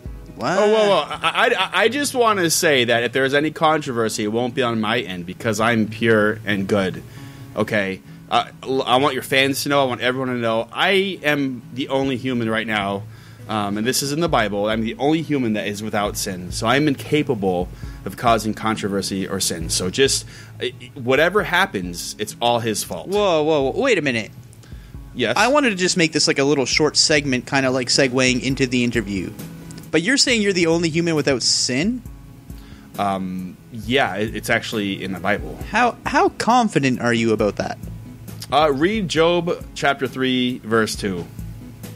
Off the top of my head, I don't know that verse. I was going to say, did you just pull that out of your ass? Like, Job speaks. In that verse, it starts off with, and Job spake, and he said, and then I forget what's after that part, but it's in the Bible.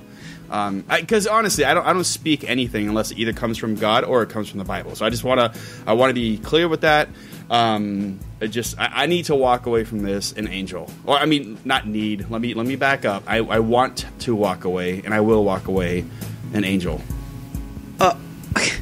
One more second, man. Okay, I was just about to say, like, okay, we're going to get into a commercial break, and then we're going to get into the interview. Mm-hmm.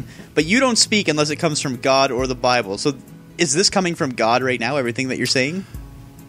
Yes. Yes, everything that everything that I'm saying is coming from God. He manifests himself into my mouth. And from there he spews everything he has inside of him outwards. What's so funny? No, nothing's funny. I'm just Oh, your wife said something funny. Yeah, no, okay, there's like a funny TV show on or something. Oh, okay. I figured it was something like that. Yeah, I'm supposed to be taken seriously. Okay. Okay, so we're going to get into a commercial break, and then as soon as we get back, we're going to be getting into the second half of the interview that we did with John, the Godless Engineer. Stick around. Here's an excerpt from The God Virus by Darryl W. Ray. Every day, religion affects us in ways we may not realize. It makes your Uncle Ned spend hours praying for you.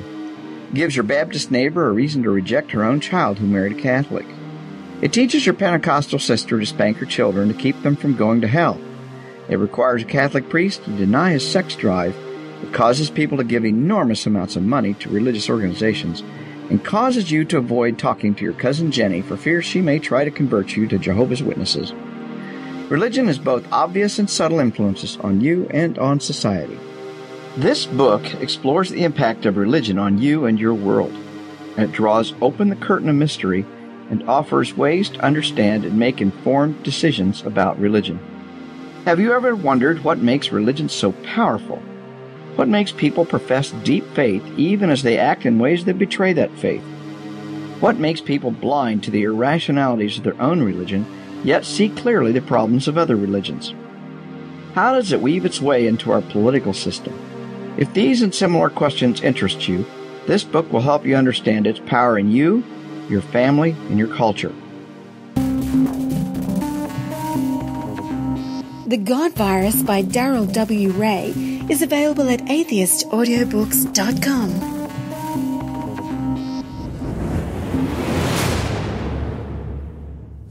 Hi, I'm Ron Reagan, an unabashed atheist, and I'm alarmed by the intrusions of religion into our secular government. That's why I'm asking you to support the Freedom from Religion Foundation, the nation's largest and most effective association of atheists and agnostics, working to keep state and church separate, just like our founding fathers intended. Please support the Freedom from Religion Foundation. Ron Reagan, lifelong atheist, not afraid of burning in hell.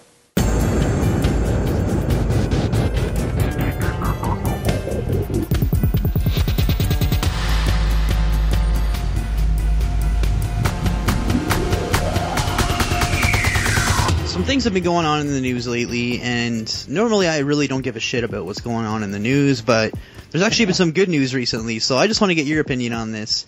I would have got, like last week when I interviewed Brandy, I would have got her opinion, but unfortunately that interview was recorded 3 weeks before, so we weren't able to talk about it, obviously.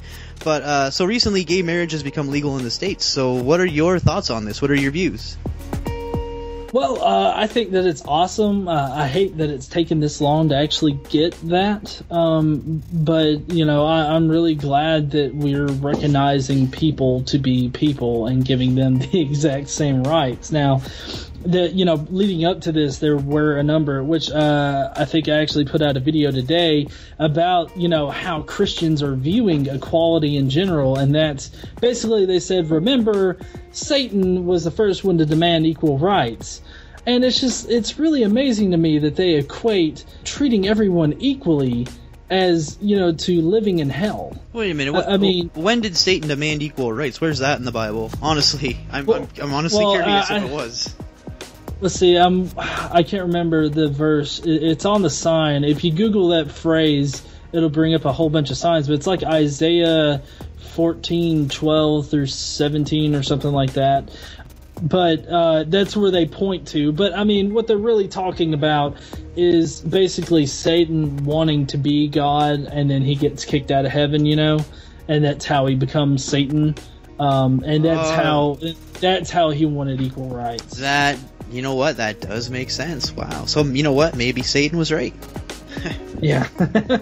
Well, it's just that it really does amaze me that they associate, treating other people just like they would want to be treated, equally, which, by the way, I would like to point out Jesus said that exact thing. That's his kind of golden rule. Do unto others as you would have them do unto you. Exactly, yeah. I was actually going to bring that up if you weren't, yeah. Yeah, but I find that it's really hilarious that they really see it that way. I mean, because I grew up, and I guess maybe because I have more of my dad in me, because my dad is he's very positive, and he's very friendly, and he's very trying to see the best in people. And so that's what I try to do. And I also try to treat others as I would like to be treated, because that's one of the things that I was able to pull out of religion when I was in it. I was smart enough as a kid to actually recognize the things in the Bible that were actually good, good moral teachings.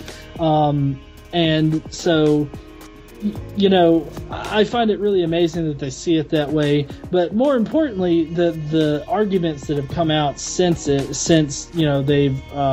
legalized marriage or homosexual marriage, which now it's just marriage, of course.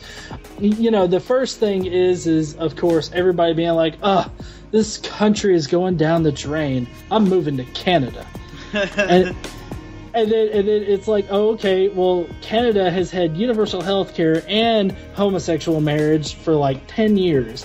I don't know where you're going that's going to get away from same-sex marriage, but you're going to have to go across the water and into more of an Arabic kind of land in order to get that. It's funny you say that. I actually live in Canada, and I have actually heard people say that, or not heard it, I read people saying that online. And that was my first thought, too, was we've had gay marriage for as long as I can remember, so good luck with that one. Yeah, exactly. That's why I thought it was really funny. I actually didn't think of that aspect at first, because where I first went to was, okay, fine, get out. I don't care. But then it was like, oh, Canada already has homosexual marriage. It's like, oh, well, that makes it better. Yes, please do move to Canada. And if they're doing it just for the universal health care, they should know that we get taxed out the ass for that too. So it's not like it's free health care, but yeah. Well, you see, that's the exact thing that they're pretty much yelling about down here, is that the taxes will raise, or the way that they're doing healthcare down here is that it's causing the insurance companies to change their premiums on certain plans, and it's causing it to go up. And so people are like, well, I blame Obamacare. And it's like, oh, okay, no, why don't you blame your insurance company? Your insurance company doesn't have to change it that way. They can still be profitable and not, make you pay out of the butt in order to get health care.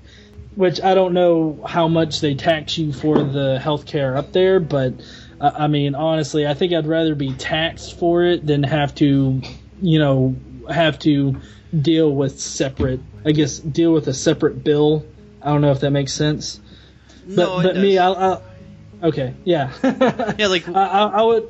We still live comfortably up here. We still have to pay some extra taxes, you know what I mean? But it's nice being able to go to the hospital and not have to deal with like insurance companies or bills or anything like that. Like, what movie was it? Sicko? It might have been Sicko with Michael Moore, where he goes up to Sarnia in Ontario, and a guy comes out and he has like a big gash in his head, and it was all stitched up for him, and he said, what did that cost you? What was the bill for that? And the guy just kind of looked at him confused, like, what do you mean? Like, they don't ask for a credit card or anything. You just go in, they do it for you, and you leave. You're all done. Yeah. And it amazes me that, like, there are actual people down here that are basically saying, no, everybody doesn't deserve health care, doesn't deserve free health care. And you have these really greedy people that are like, no, I don't want to help out my neighbor. I only want to help out myself. And, I think it's that kind of mentality that's really going to drive us down in the social ladder of the world. This whole, well, I'm doing this for me, I think that is really not going to help the economy. It's not going to help our society. or anything like that. Luckily, it seems like for the most part we're moving away from that mentality. But, I mean, I could be wrong about that. I know me personally, I mean, if they were to implement that kind of universal health care down here, I would be like, oh, okay, so now I don't have to have Blue Cross Blue Shield. I don't have to pay $600 every month out of my paycheck. Okay. Right. But, you know, there's a lot of factors that are working against it down here. You know, you have these doctors that really want these big fat pockets and everything like that, and you know, they're not going to willingly give up those really huge paychecks, along with the insurance companies with how much money they make off of it. So it's a really complex situation. A lot of people think that you can just change this stuff overnight. You really can't. I mean, it's got to be a really slow and progressive change, and because those are the kind of changes that really stick. Okay, getting back to marriage equality. Oh, yeah, shit. How do we get on healthcare? Talking about people leaving America because of marriage equality. Oh, that's right. Well, you know, down here in Alabama, Alabama's where I live. I don't know if you know that. You know, we have this Judge Roy Moore. He actually halted marriage licenses being issued by the courthouses. And this isn't the first time he's tried to do it. He's done it before when Alabama actually legalized same-sex marriage down here. And, you know, it went pretty much the same way. Some acknowledged him and others, you know, just gave him the big finger. It's really amazing to me that if you look back at history, in 1962, there was a court order for Alabama to desegregate pools in Montgomery, Alabama. And you know what they did as a result of that? What's that? They closed all the pools. Wow. They had 8 public pools in Montgomery, Alabama. They closed every single one of them because they were federally ordered to desegregate and allow African Americans to swim with white people. And so they acted like petulant little children, closed all of the pools. And Alabama wasn't the only place that they did that too. I mean, a little while later, after the Civil Rights Act passed in 1964, Canton, Mississippi, they shut down their pools for a good 23 years. They just let them sit there and wasted taxpayer money, letting the public pools sit there. And it's all because they didn't want, you know, white people swimming with black people, because they felt that black people were different than white people. And they wanted to treat them differently. And it's just amazing how the parallels that the amount of parallels that you can draw from the civil rights movement in the 1950s to, you know, the marriage equality movement and the LGBT rights now. It's just astonishing to me that people can't see this. Holy shit. Man, that's sick, man. Like, what the hell is wrong with these people, honestly? Like, this is stuff we don't hear about, like, ever really. Yeah. Well, yeah, I mean, it really surprised me, too, because, I mean, I hadn't even thought, I didn't even know that had happened back in 1962. And because, you know, to me, I mean, even though I grew up in the South, I've never had a problem with black people. I've had a problem with attitudes. Like, if you have a bad attitude, I'll have a problem with you. You know, if you have a bad attitude, I'll stay away from you. And so I've never based it on color or anything like that. And you know, my dad was like that too. So I think that I kind of got that from him because my parents were kind of racist. And well, yeah, I mean, like, I remember when I was a kid, and I was in high school, you know, pretty much I blatantly had my stepfather look at me and say, if you ever bring home a black girl, your mom will have a heart attack. And I was like, does that make you just want to bring one home just to spite then, or shit? Well, that's a complicated situation because at the time I was pretty I was locked into this very shameful relationship with my parents, where they were projecting a lot of shame onto me, and so I was really vying for their approval and their attention, and so like I was pretty much wanting to do anything that I can to make them happy. And so I was pretty much like from that point on, after he said that to me, and after all the stuff that I'd heard my parents say, you know, even though I found myself attracted to black girls, I turned down a black girl, like, later on. Like, I would be like, well, I'm sorry, I didn't say it's because you're black, but I was like, I can't. It's like I didn't want to do that because I was afraid it would make my parents mad and everything.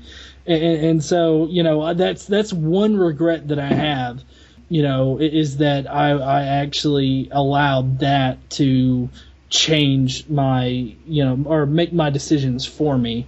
But I've grown out of that a lot, especially since I dropped, communication with my parents.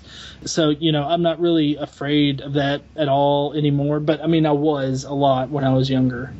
Wow, man. Well, I'm sorry to hear that. I'm glad that you did change. Otherwise, I probably wouldn't be sitting here talking to you right now, man.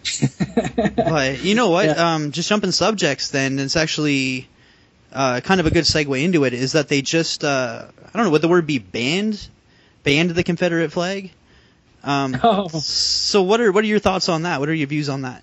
Well, yeah, which I'm actually kind of editing up a video right now to put on my channel about it, but they haven't really banned the Confederate flag.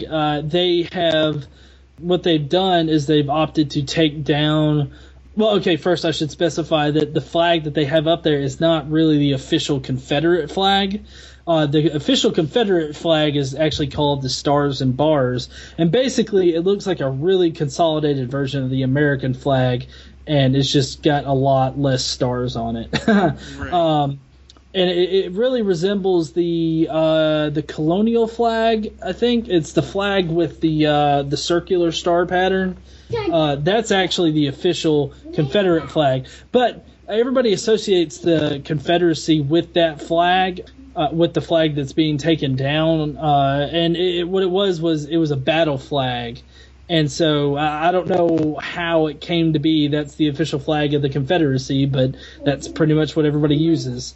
But anyways, they haven't exactly banned it here. They have decided to take it down from state capitals and whatnot. I really support that decision. I mean, I don't really care one way or another about the flag being up because, I mean, it didn't really affect me, but I can also see it from the point of view of the African American community in the South.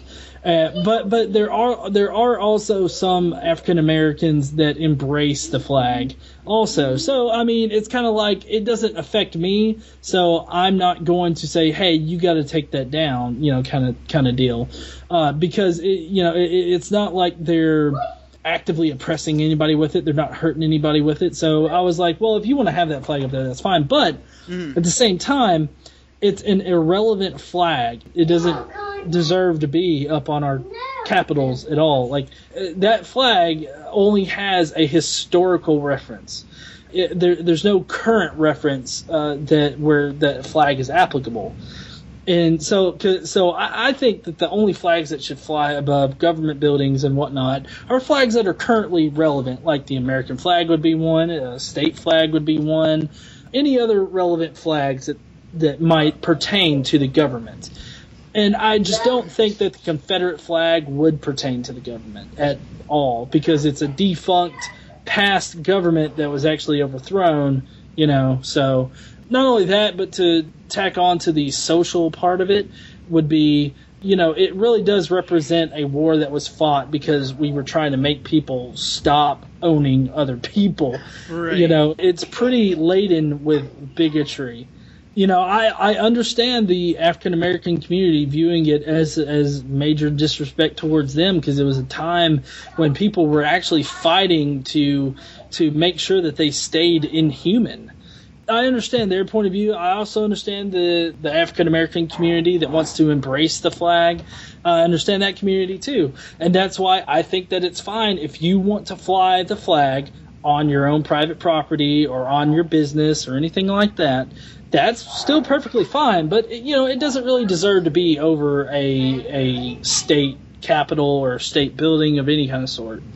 When I was about 10 years old, and I'm 28 now, so it would have been like 18 years ago, my dad, he's a truck driver, he actually brought me home a Confederate flag, or the flag that we're talking about here. And I hung it up in my room. It was big, man. It was like the size of your freaking couch. I hung it on my wall in my bedroom. And then I learned what it meant. Or then I learned what it stood for, and immediately I took it down. I gave it to my friend, and he hung it in his doorway across the street. So, and that was 18 years ago. So just kind of, showing you what it means to me or what I think of it anyways. Well, yeah, and I mean, like I said, the flag has never bothered me, but at the same time, I've never owned a Confederate flag anything. If there's any reason why I would own a Confederate flag, it would be because I've got a new satire character that's completely Southern redneck and, you know, is racist and everything. I mean, that's the only reason why I would ever want that flag. But I'll admit that I do have family members that wear it proudly, that have it on their vehicles and everything.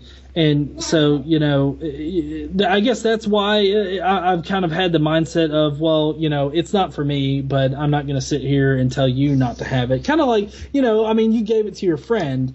You know, it's like, I don't want it. I don't want this in my life. I don't want this to be representative of me. So I'm giving it to someone else. Right. But to be fair, I gave it to somebody who had no idea what it even stood for either. So I think he just thought it looked like a cool flag. So wait. So I gotta know. Does he know what it means now? Well, I pretty much guarantee that he knows what it means now. But like I said, that was years and years ago. So. Yeah. Okay. So let's get on to atheism just a little bit. So when did you know you were an atheist? That's a pretty basic question. Yeah. I guess another good backstory too. Okay, so I'm a Catholic, or I was a Catholic. You know, I grew up Catholic. I went to a Catholic private school till 4th grade, and then I moved to a public school. And so, you know, when I was in there, I was able to pick out the moral stuff. I didn't really buy, like, I had people that I trusted that were telling me, hey, you know, this is a fact. Like, hey, the Noah's Ark thing is a fact.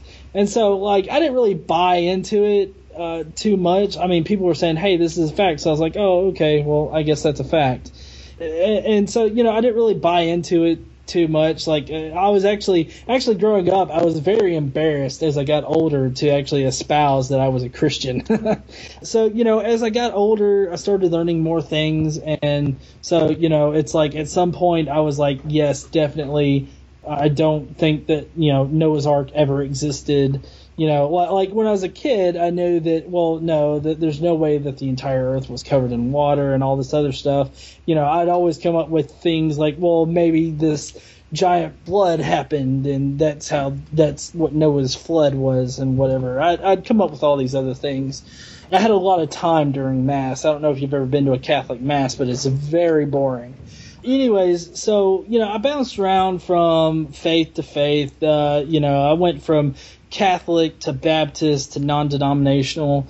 You know, then the point at which I actually fell out of religion and into more the nuns category, I guess, is, you know, one night when a very conservative right-wing Christian friend of mine was like, okay, look, John, if you don't believe that the Bible is the inerrant word of God, it's infallible, then you're not a Christian. And I was like, at the time, I didn't know that was a no true Scotsman fallacy, you know. So I was like, well, I guess I'm not a Christian, so I gotta figure stuff out on my own. And so, you know, I wasn't ready to say there is no God or I don't believe in a God. And so what I did was, you know, I really thought about things a lot. I looked up the science behind a lot of things in the past. I just eventually came to the conclusion that, you know, I didn't believe that there was a God. And it's like, as soon as I admitted that to myself, like, this huge weight had been lifted off of me. And I felt so much better about it.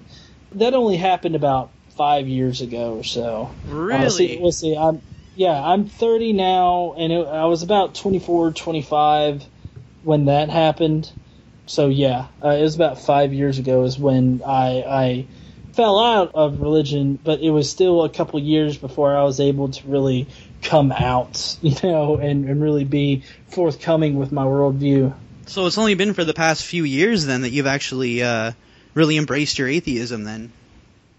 Yeah, I've always been more scientifically minded, so it's really just been more of a realization that, you know, I didn't believe in a God, or that a God, in my worldview, a God just doesn't exist.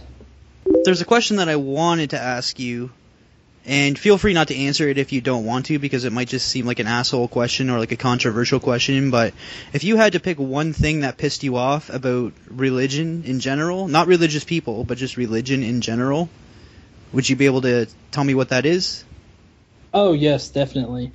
Religion in general, I would have to say, is the whole moral aspect of it. Like any religion that you go to, almost, I guess, at least the major ones, they espouse this idea that, you have to have religion in order to be moral. And I really think that that's disingenuous to our history. You can't say that our morality is because of God when the morality, the most basic elements of morality that we have existed well before Judaism or Islam or any of those things. I mean, these moral values existed way before that, and way before the Bible says the earth was created and all this other stuff. And so, that really gets me going, because then that's them saying, well, you're not a good person. You can't be a good person. It's either that, or they're saying, well, no, you are a good person, so therefore you actually know God exists and you're just denying him. That's a popular argument that Ray Comfort goes for. Wow. So if Ray Comfort believes you're a good person, then you must be a Christian, then, is what you're saying. Ray Comfort and his lackeys like him are presuppositionalists, and basically their argument is that everybody knows that there's a God. It's just that some people deny him because they want to sin, basically. Okay, and that's not the case with you. Oh, no. Okay. No, I mean, there's a lot of things that I considered a sin in the past that as soon as I dropped the God belief, there's quite literally nothing wrong with it. There's nothing wrong with being aroused. There's nothing wrong with having those feelings. But, when I was in the faith, I would feel horrible about having those feelings. And, that I would go through these periods where I would just feel so guilty for having those feelings. And, now, so ever since I've been out, or, ever since I dropped out of organized religion, I haven't felt that way. It's been great, to be honest. Okay, just kind of jumping off topic here. Have you ever heard the expression, you can tell a lot about somebody by looking through their internet history? Well, I believe that, but I like to think that what they watch on television in their spare time also tells a lot about a person. So that's something I ask every single guest that comes on the show. So, and I always ask it like this too. So, John, what is your favorite TV show? Favorite TV show? I would probably have to say my favorite one right now, because I go in and out on TV shows as far as my favorite, but would have to be Criminal Minds. That's a TV show that I can always pick up and I can watch, and it's very intriguing every time I watch through it. But, I also have a lot of TV shows that I can pick up like that. It's just that right now, Criminal Minds is one of those shows that's got me intrigued. Okay, favorite movie? Favorite movie? Or if you have to pick a couple hard. Like I would have to do, that works too. Okay, yeah. I would have to say probably like the Terminator series. Good choice. Yeah. There's so many movies. Like I'm a pretty big movie buff. I like a lot of movies, but I'd have to say Terminator would be one of my top picks for favorite movies. All right. Wouldn't it be cool if James Cameron combined all of his movies? So if it was like Terminator versus the Avatar people on the Titanic with never mind. Okay. That sounds like a scary movie type movie. Man, you know what? They should do it. We should copyright that shit. Okay. Favorite music. Favorite band. Favorite band. Or favorite rap artist, favorite musician, whatever you want to go with. Yeah. Let's see. Right now, I probably would have to say it's Epic Rap Battles of History. Also a good choice. Very nice. Yeah.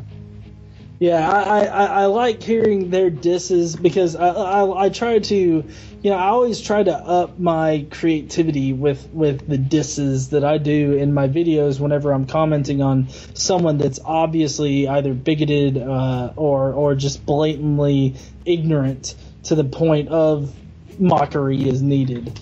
like that's why the epic rap battles really intrigue me. Right. You can't go wrong with Snoop Dogg as Moses either. So. No. Okay. So we're just gonna get into some name association here. Ron Paul. Ron Paul, idiot.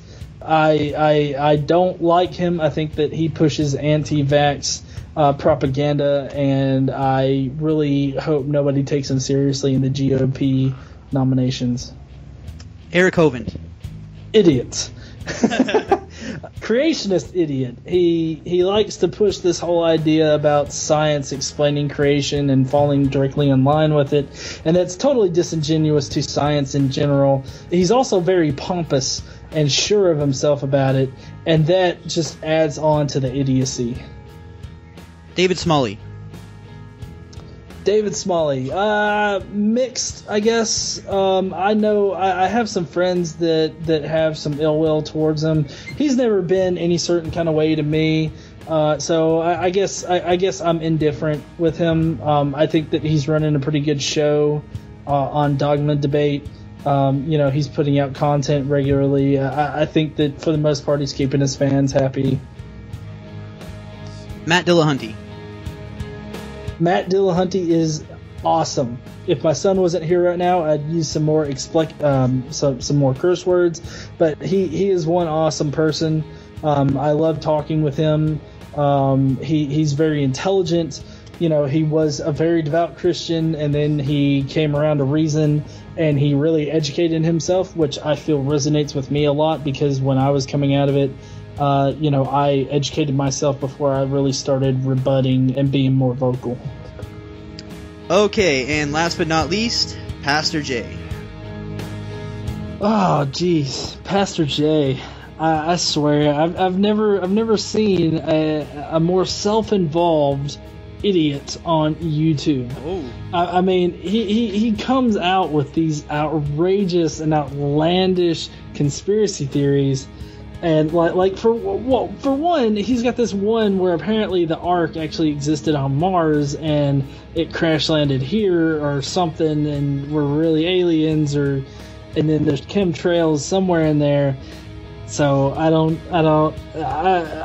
hacked this channel a couple times before, but here recently, I've just been like, what's the point? So not the biggest Pastor J fan then, John? Well, I'm big in that I like to look at him and laugh at his ignorance. Okay, well, the reason I'm asking this is actually because I have a little surprise for you. We actually have Pastor J on the phone with us. Pastor J, how are you, man? I'm doing pretty good right now, regardless of anything that John said. Keep going, John. I want to hear more of what you have to say about me. Oh yeah? Well, yeah, what else do you have to say? Well, I don't know. Just I remember you talking about all your truck stop midnight stuff that you used to do, marriage. That is in the past, sir. That is something that is part of my old life, where Jesus came inside my body and cured me. See, the sexual innuendos that you present when you talk about this stuff is really hard to take you seriously, that you're not still going to truck stops. I think that's your night job. Look, I don't know what you're talking about. When Jesus is in my mouth, it's very difficult to have any sexual, whatever the other word you said was. So you can stop that right there.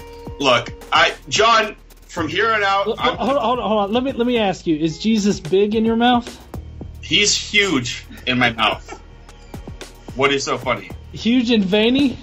I don't know about the veiny part, sir, but he's so big inside of my mouth that it's sometimes difficult to talk.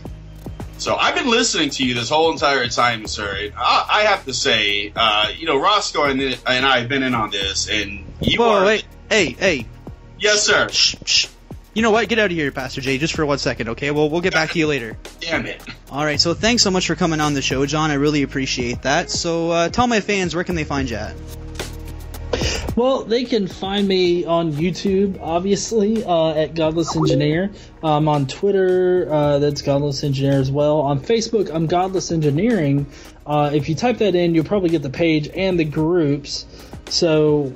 be sure you get those two straight. The page looks very different from the group. There's that. I'm on Instagram and Vine.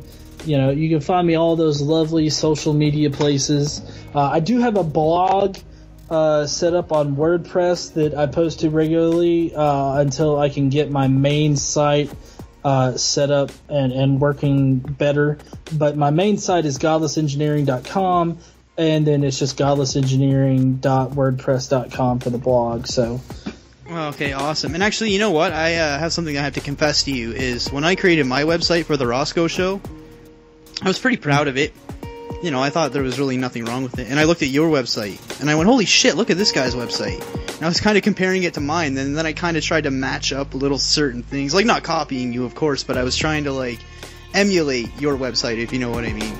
So, thank you for that. Actually, yeah, and fun fact about that is I built that website from scratch. Yeah, that's kind of what I did, too, but I keep adding to it and keep changing little things here and there, and you know, it constantly gets better and better. But yeah, well, I just know that it's pretty much standard now for people to use WordPress for their websites rather than actually build it themselves. And I wanted a challenge, that's why I built it myself. Right? Yeah, I don't use WordPress either, but. So before we go, besides your Godless Engineer page, is there anything that you want to say? You have any questions for me, or is there anything that you want to promote? No. Just, you know, go to my YouTube channel. That's where most of my efforts are being focused now. I do post on my Facebook page during the week, usually, with relevant, you know, stories and topics. Not so much with the images anymore. Just, you know, find me on my YouTube page, and I guess I'll see you in the comments. All right. Well, thanks so much for coming on the show, John. John, the Godless Engineer, and you have yourself a great night. All right. You too, man. After a court told the state of Oklahoma to remove a monument to the Ten Commandments from the state capitol.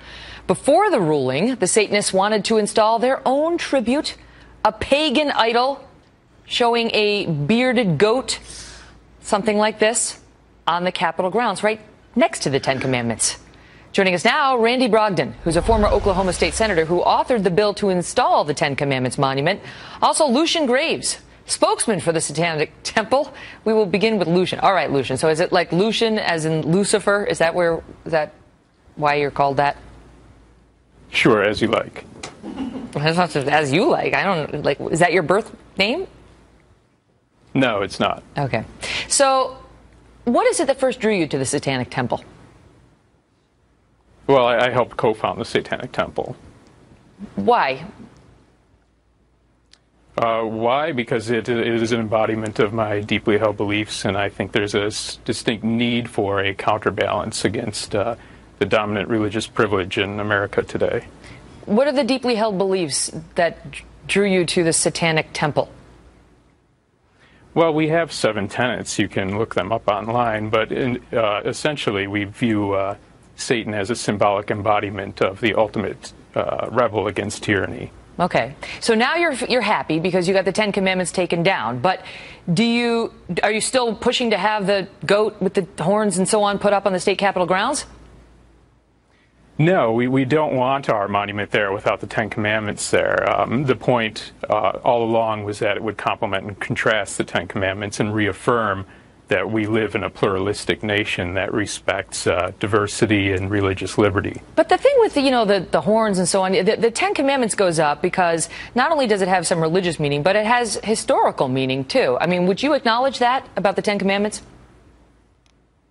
Well, I would. Well, yes, if you would acknowledge that Baphomet has historical meaning as well. The Baphomet is the goat with the the image at least goes back to the 19th century. It's at least as old as Mormonism in any case. Okay, so let's say it does, but do you acknowledge that about the Ten Commandments? So there's nothing. You have no problem with the Ten Commandments standing there next to your devil figure, right? That's correct. So long as multiple points of view are allowed. There's nothing wrong with a religious monument being up. But that really wasn't the argument that Oklahoma was making. They were saying that it wasn't a religious monument and that the Ten Commandments monument served a secular purpose, which is outright false. Well, the U.S. Supreme Court found that. I mean, the U.S. Supreme Court has already ruled that the Ten Commandments, that the displays not only have a religious significance, but also a historical one. Well, you're talking a different type of issue, because in Oklahoma, they were ruling by the state constitution, not the federal constitution. I know, so it's an but entirely different issue. If you're It's talking not that Texas, different. it's a moot point. It's not that different, but you're right. No, Texas, it's entirely different. in We're Tex- talking different constitutions. I've looked at We're them talking both. state constitution versus federal constitution. I know. So there's I a looked world at them of both. difference when And then it comes to the I courts. practiced law for like a decade, too, so I did read them and see a lot of similar words. Lucian, thank you. Good luck to you. And I taught you that there was a separation between that there was a difference between the federal constitution and the state constitution. That's it for this episode, guys. I want to thank you for tuning in to episode number 12. How did you know what it was, Iris? I didn't even know what it was. How did you honestly know that it was episode 12? Seriously. Oh my god. That's so awesome. I love my girlfriend. But yeah, thanks for tuning into episode 12. Sorry we got a little bit sidetracked there. I just want to point out that the Rosco Show is now available on iTunes. So right along with the website, roscoshow.com, and Spreaker, you can also find us on iTunes. Just hit up iTunes, open your account, type in the Rosco Show, and my podcast should pop up. And do me a favor, give me 5 stars, because I'm hearing through the grapevine that the more 5-star ratings you get, the higher your podcast climbs. Even if you don't want to give me 5 stars, just give me 4, because, I know we're not perfect on the Rosco Show, but, any rating will help. Just try not to give us, 1 or 2 stars. That's kind of low. I really want to thank John Gleason for coming on the show. We had an interesting conversation, and I'm slowly becoming, a big fan of the Godless Engineer. He puts out some really good content on YouTube and on Facebook. So everybody go over to YouTube, search the Godless Engineer, and check out some of those videos, because it's quite entertaining, and it's also informative at the same time. So there you go. I want to give a shout out to the Godless Nerds podcast, which is available on Spreaker. They recently had me and Pastor Jay on actually their most recent episode. So head over to Spreaker and check that out. It was a very fun conversation, actually. It was just like an open forum. It wasn't even like we were doing a podcast. Like I said, it was just kind of like we were having a conversation. And me and Pastor Jay said a few things that I don't think that we would say on the podcast. So it's kind of like, kind of like behind the scenes deal there. I mean, you kind of get into my head a little bit, because I really don't give my perspective or my opinion too often on the podcast. So if you head over there, you can see exactly what I think and what my opinions are. Well, that's it, guys. We're going to close her down. Sound good to you, Iris? Yeah, I know. You're getting sick of it, aren't you? Whatever. Alright, guys. Remember to keep an open mind. Peace.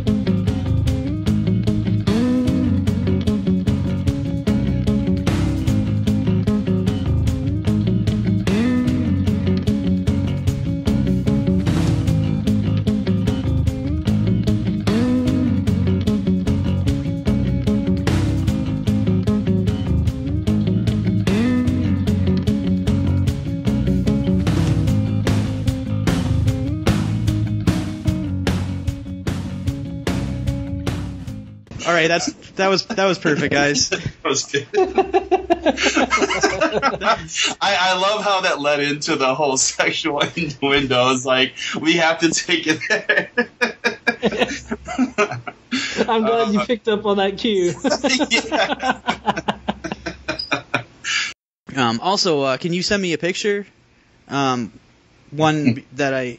how did I know that was going to go there, Jason? What are you talking about? I was laughing at something. I hesitated for a second. Can you see me a picture? And Jason's like, let me get my phone.